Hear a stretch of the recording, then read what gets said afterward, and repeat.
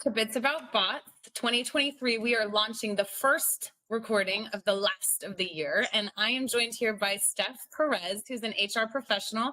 Steph, why don't you introduce yourself to everybody? Hi, I'm Stephanie Perez. I'm a Chief People Officer for Fairstead. I've been in HR for almost 20 years. I've seen it all. It feels like COVID has taught us all lots of new lessons, and I'm really excited about being here today and talking through some of those that I've learned and what the future looks like. That's fantastic. And similarly, we've seen a lot of changes on the technology side at WonderBotz, and especially with a post-COVID, I think a post-pandemic, environment, but also with an imminent recession coming, there's been a lot of changes made to organizations on how they staff, what they're thinking about, and how they're looking to get kind of efficiencies and operational goals met in this new climate. So I think it's really important to understand where people and technology connect.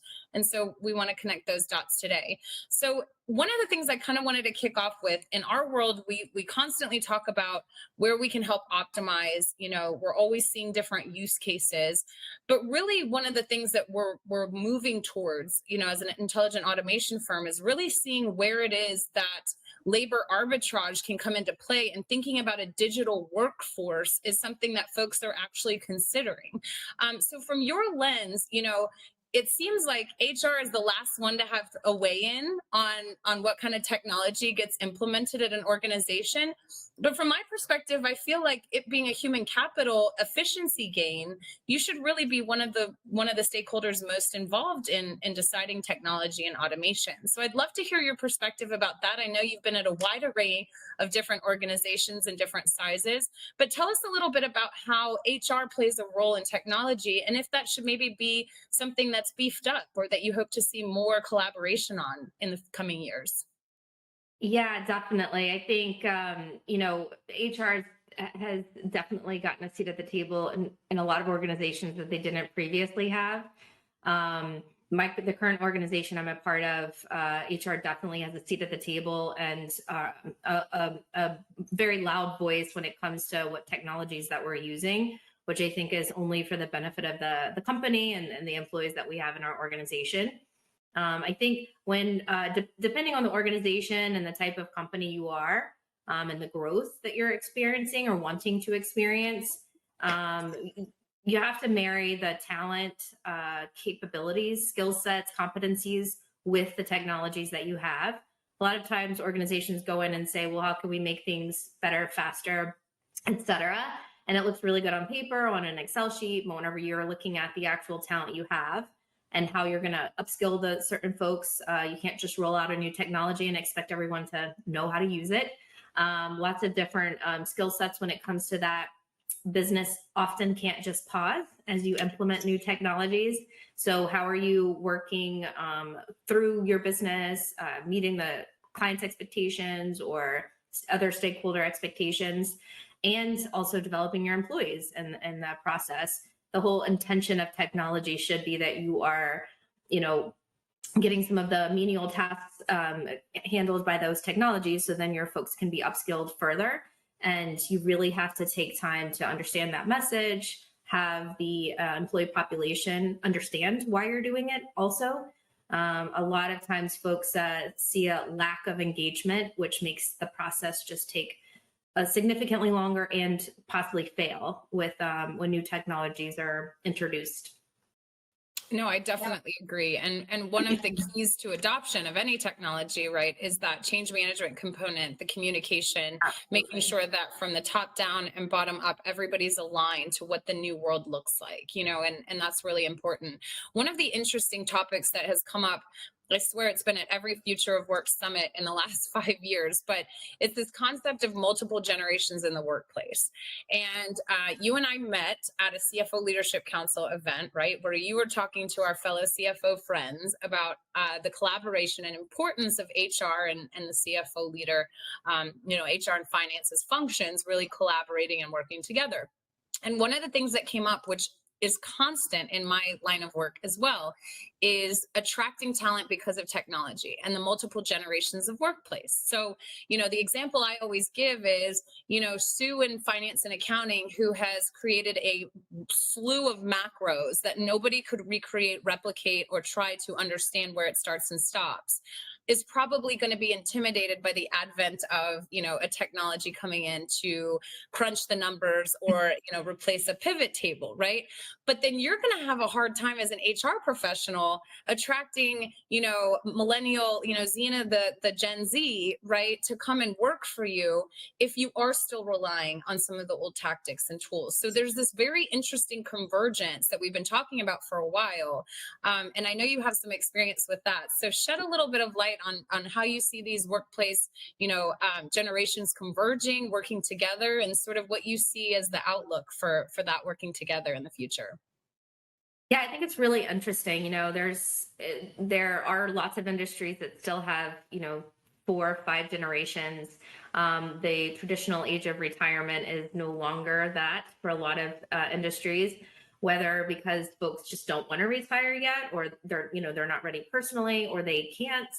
And so I think that's a couple of years ago in the HR world, there was a lot of conversation about, oh my gosh, we're losing this generation in droves, and the knowledge isn't being left behind.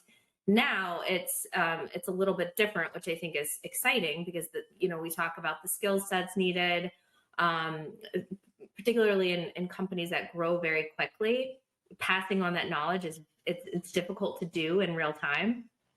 So the fun and the exciting pieces of that for the future for us is that looking at how do we take the folks that have that knowledge, that have created those macros, if you will, and create the time and the space for them to see how it is important to lean into the technologies, and while they are doing it, to sort of walk the junior folks through it.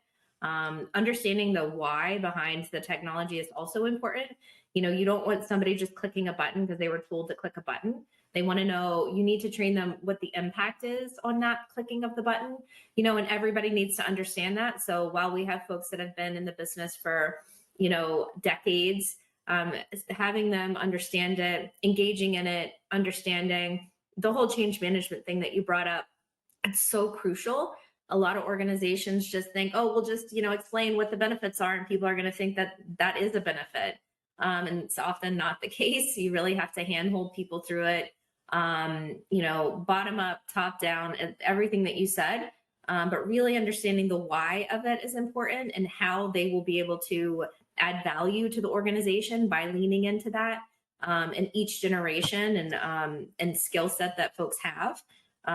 Really taking it to them and making it, personalized is what I found really helpful, and I think what will be crucial for the future of any sort of change in technology.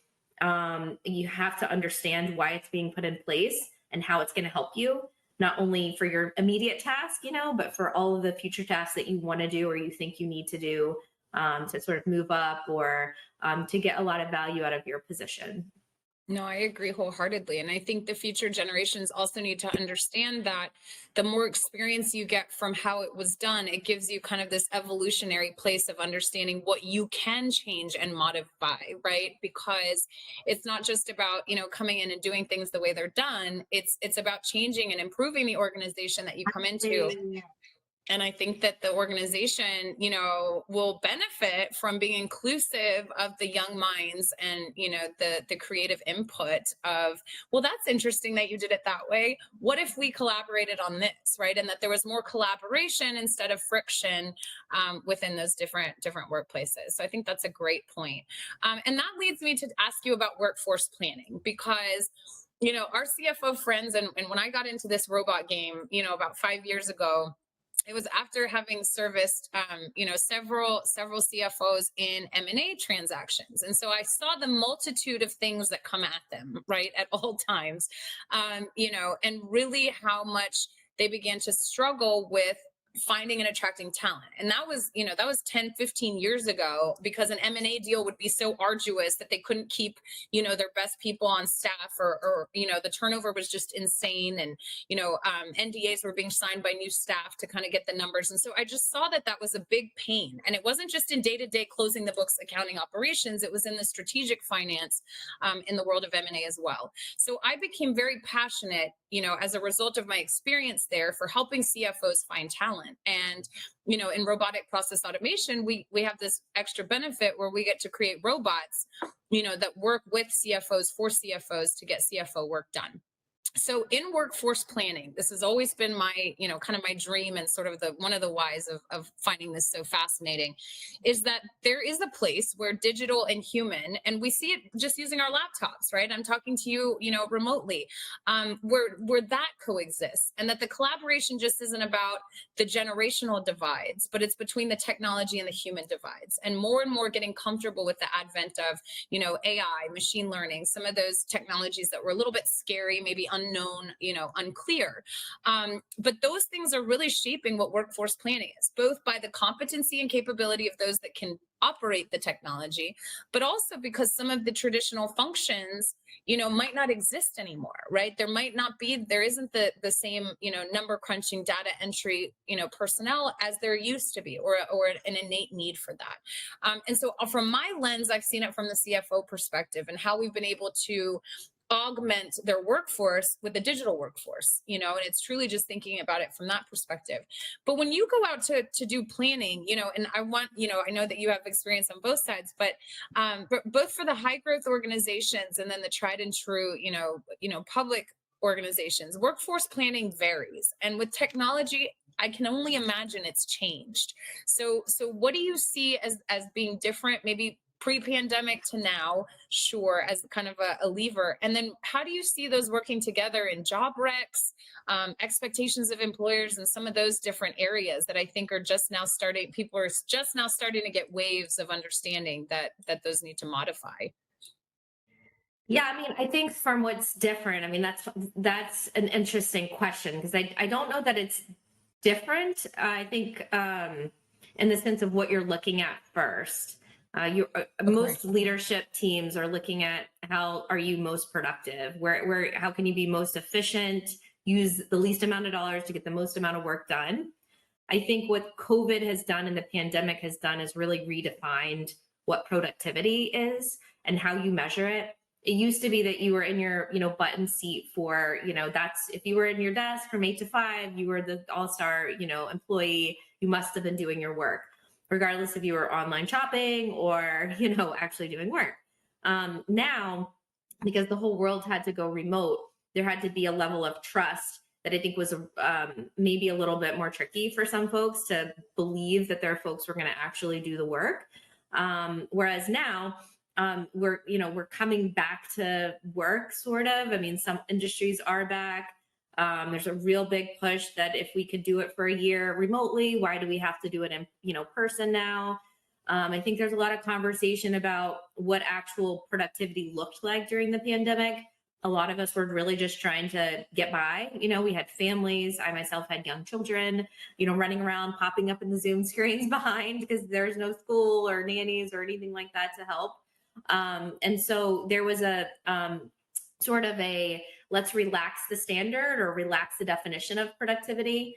But you're seeing now the mental health issues are rising significantly, part and because folks are now talking about it, which is amazing, and getting the help that they need, but also because, maybe being in your house by yourself 100% of the time isn't as healthy for you as you might think it is. So it's really trying to walk the line of that. And so I think the conversation around productivity is there. So that thematically that's the same. It's just how you define productivity now I think is very different. It's no longer just 8 to 5. It's also talking through retention. We've had the great resignation. We've had the great regret. What other great things are we going to have that don't feel so great? Yeah. And I think that's the conversations we're having right now is retention is huge. You want to make sure that you are finding the right technologies to replace those tasks, but also it's a lot more conversation about keeping our rising stars, keeping the folks that, not everybody wants to get a promotion every year. Some people really just like coming in and doing their job and knowing the value they add. And if their job's going to change because of technology, how are we helping them stay in that sort of similar development where they're the solids, and I think having those conversations very openly as leadership team, as a part of a leadership team, certainly bringing your HR folks in the conversation who understand what some folks' limitations can be from, or what their actual hopes and dreams and desires are, which might not be getting that next promotion. It might be that they want to make enough money to go travel every quarter and take their awesome once in a lifetime trips. So understanding folks' motivations is also helpful, and that's where the people team can really be helpful in that conversation.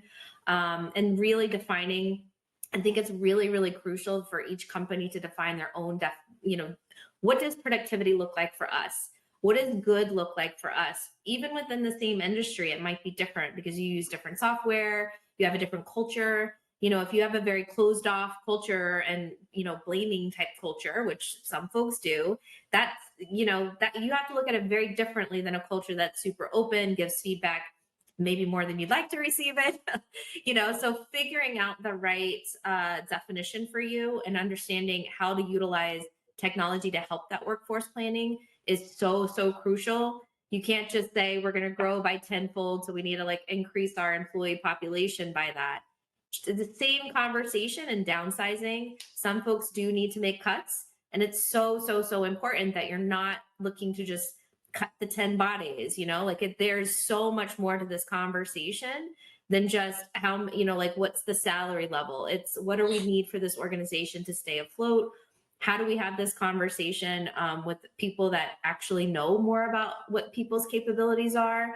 You can utilize systems and technologies for that, but it really requires the leadership team to be on the same page with that. For a lot of the points that we made earlier, just keeping people on the same page, effective change management, et cetera, et cetera. No, agreed wholeheartedly.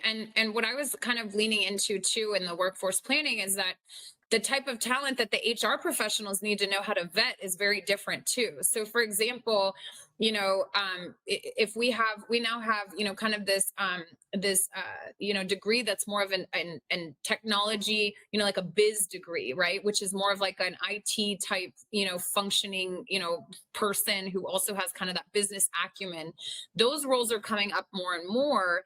And what we've found, we hire coders, right? And we need the best of the best. And so what we've found is that testing them is really important too for kind of the job, acumen and understanding if somebody can be productive right off the bat. So I think you're right. Is probably directionally productivity is still the measurement, but I think how it's going to be measured might be changing. We actually have a couple of clients that just launched our proprietary tool, and it's actually workforce productivity review. And there's different schools of thoughts of, whether the big brother kind of mentality of seeing how things are done is a good thing, a good idea or a bad idea. But I think those are some of the things that are going to be coming into the mix. And is this part of your culture? Do we have a transparent culture? When you're at work on your work laptop, are you doing work? And the expectation is that you should be, right? And so why wouldn't that be something that the employer has the right to kind of see, optimize, and better, right? And, so there's a couple schools of thought for that. The other thing is just in understanding the type of asks that the finance leaders or, your different business counterparts need in terms of recruiting. So how has that changed in the type of, or has it at all, of kind of the parameters of the types of talent that you're looking for? In our world, we've certainly seen that finance leaders are no longer just looking for a traditional CPA. They're really looking for folks that have some BA experience to be able to kind of help with some technology projects, with some implementation, with some subject matter expertise for optimizing. Are you seeing that on your side too, or do you think that that's something that HR folks are going to have to get a little bit, change the game a little bit in recruiting to match the rising talent and I guess this current day, what are we calling it? A war? We're still in a war on talent, right? Yes. We're still at war. Okay. All right. I was just checking for now. Yeah, I mean, honestly, it does feel like there's so much has changed in what folks are looking for, and I think it depends a little bit on the growth of the company. I think there was a need, a couple of years ago to be real subject matter experts. We need to have the subject matter experts. But as you're scaling or as you're downsizing in both scenarios, which I know a lot of colleagues are going through both, or different colleagues going through, both scenarios, but, really being a generalist to understand how it all works is so crucial. So you can be a subject matter expert in a particular area of your function, but understanding how it all connects, understanding that relationships are important, understanding communication's important. And going back to what we said about, like, you may have known how to do it way back end, but you've got to be able to communicate that to folks. So absolutely, I think that the more senior that you get in the particular roles, it's important to be really well versed in that function, but you have to know it all. You have to see that big picture. And I don't think that there wasn't a ton of emphasis on that before, because it was just, this period of extreme growth and prosperity, and we're just going to hire. And now it's really looking at, if we are going to be doing these things a little bit more nimbly, or with more technologies, then we need to have the people that understand the why. And I think that is absolutely a change that I've seen in a few of the folks that we've been hiring in our organization, but also in my past life as well. It just wasn't as much of a focus as I see it being right now. That's really interesting. So I always sign off by asking everybody if they could automate one part of their job, what would it be? If you could have a magical robot come and save the day, what menial task would Stephanie Perez ask for her robot to do? I think I wouldn't consider this a menial task, but if I could figure out how to organize email better, I think that's probably a me thing. But I really like, especially in my position now, not getting back to somebody who has a who needs a response is not something I'm proud of ever when it happens. So I think if I could figure out my own rules and get assistance for, but in my personal touch, my personal email, to where it felt like they were heard. I was able to provide an answer that they were happy with. I think that would be the end all be all. Not somebody else necessarily answering it for me, but just flagging every 10 seconds. Remember, you said you were going to answer this, etc. I think that would make my life so much easier. Perfect. Well, that's called email triage, and you just need to classify into the buckets of what kind of responses you have. I have a similar automation that I do, and I have my partners that get a funnel of things, personal favors for colleagues, and then clients and prospects get a bucket. So that does exist. All right, fantastic, Stephanie. Thank you so much for sharing with us. I really appreciate your insights, and I think everybody is going to be really appreciative of the fact that we're going to see a convergence of HR and finance a lot more in the coming years. I think they're going to be working together more and more. And I think technology is what's going to be the great connector of all that. I'm looking forward to it. All right. Thanks so much.